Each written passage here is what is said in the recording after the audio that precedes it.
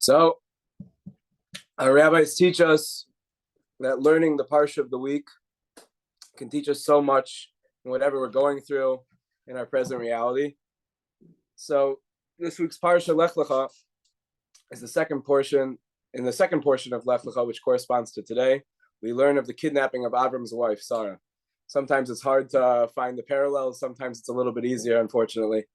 And we know that Sarah's wife is kidnapped by Pharaoh.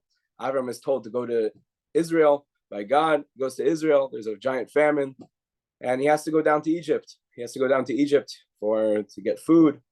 And just when things look bad, they start getting worse. His wife is taken, and things go from bad to worse.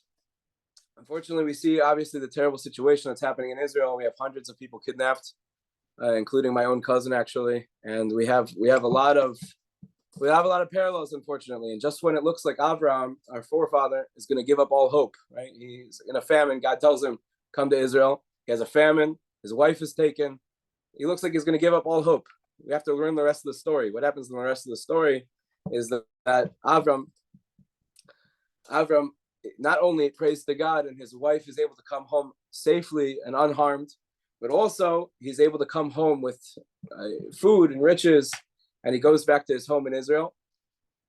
And he's blessed with a son. Yeah, he waited so many years for a son. He waited so many years to have a child, and thank God he was blessed with a child. So we're taught that not only did he come back with physical riches, he came back with spiritual riches. He came back with the belief in God, the belief in and faith that things would be okay. And we see right now in the situation that we have with all the people taken hostages, it's hard to say, when we're in the depth of the darkness, where's the light going to be? But we know we have faith in God that there's going to be a light in the darkness. That we pray that the hostages will come home.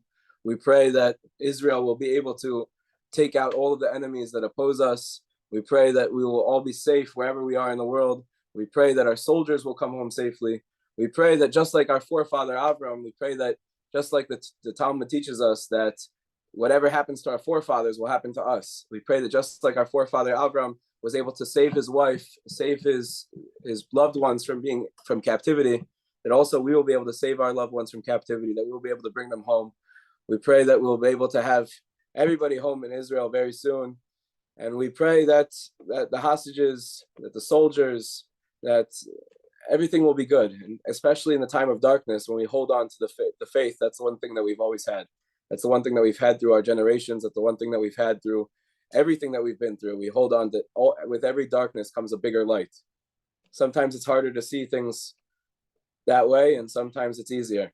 And we pray that things will become easier, that we'll be able to see light very, very soon. Okay. Thank you so much for joining.